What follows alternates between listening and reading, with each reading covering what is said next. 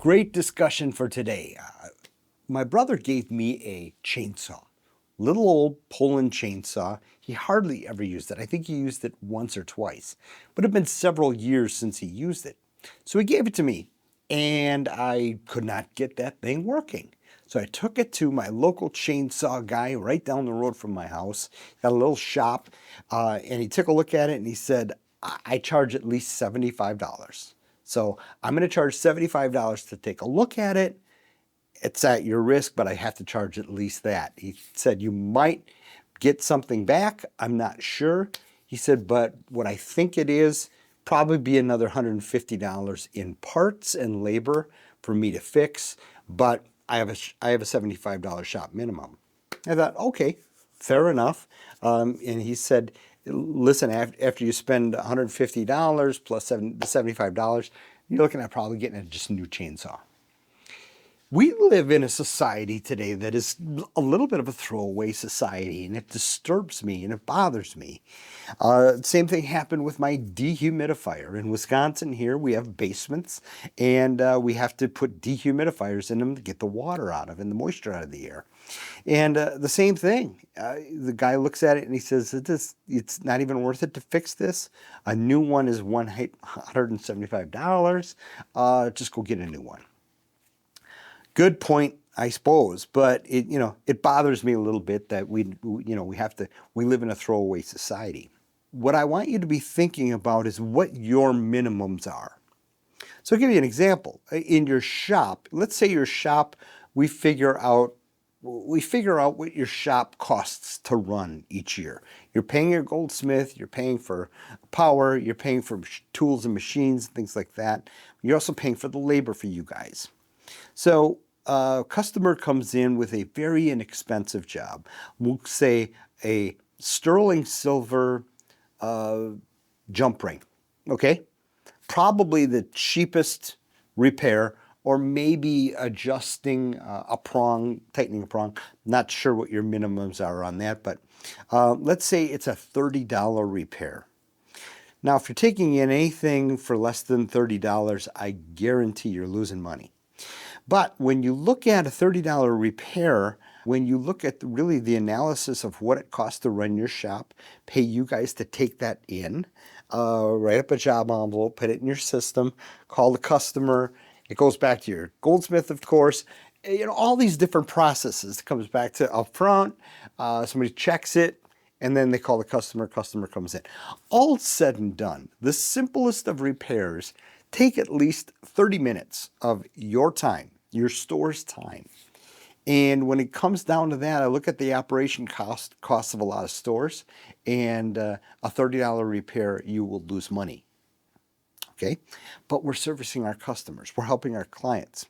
All right, let's talk about that at the end. So I want you to be thinking about your first discussion is, what are our shop minimums? What's our minimum repair we're going to take in?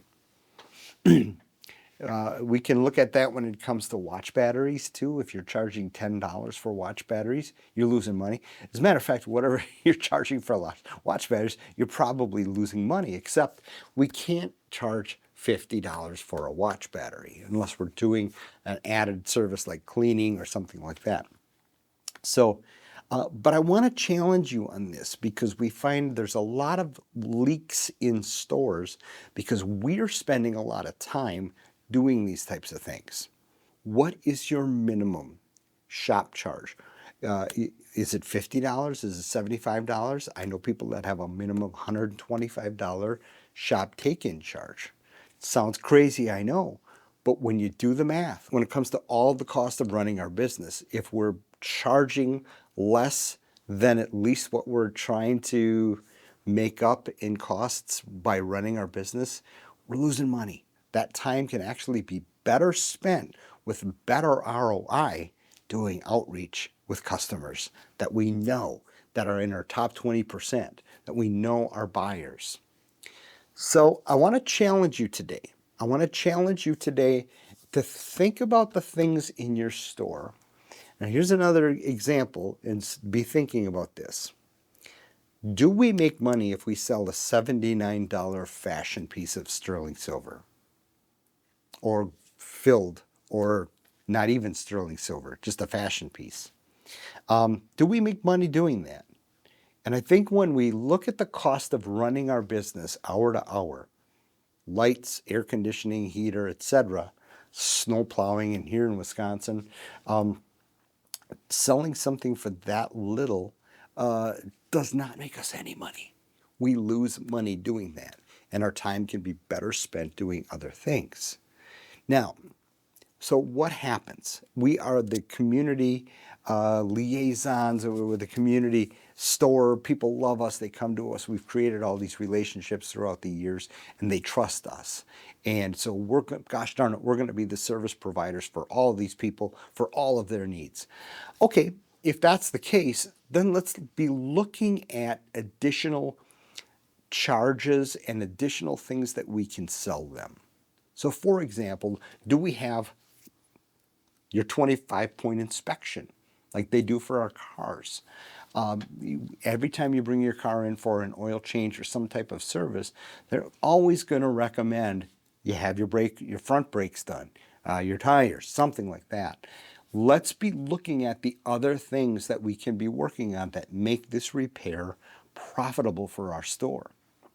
So, and then the other thing we need to be thinking about too is what is our response for customers when it's not profitable for our store? And that's the classic case we've all run into almost every day is it costs me less than that.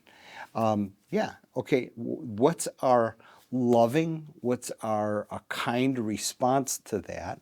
And say, hey, let's just, throw it on the scale, we'll weigh it, and we'll give you credit towards a new one. Maybe we're selling something new. So that's my challenge to you today is be thinking about what your minimums are, what you can add for sales if you do in fact choose to, service everybody, be everything to everybody. And then the other thing is when in our cases, if we're selling something, how many do we have to sell? Or what's our price point by which we actually start making money? And so maybe, for example, if it's, I'll use the Pandora suggestion. Pandora, if we got a $59 bead or whatever beads are today, I don't even know. We have to sell a minimum of 3 for it to make sense for us. So we don't say that to the customer, but what kind of things can we employ in our sales process, in our discussion with the customer, that can suggest, here are the 3 things that go together. Okay, what are those types of things? So a little bit challenging today, and it's something that we can ignore, and it's not going to go away. It's not going to continue. It's not going to ever make you money. It's going to continue to lose you money when you do these types of activities. So how can we continue to do them profitably, or how do we discontinue doing them altogether? It's a great discussion for you guys to be having on the sales floor, because you guys, every single day with the customer, that interaction, that's what makes or breaks your store. So that's why you're having this discussion as well as leadership in your store, to be thinking about that, all right? So I hope this helps, and I hope this kind of stirs up some things, some realizations that there are some leaks in our business, but how can we benefit from that? How can we add to that? How can we fix those leaks? All right, go have those good discussions.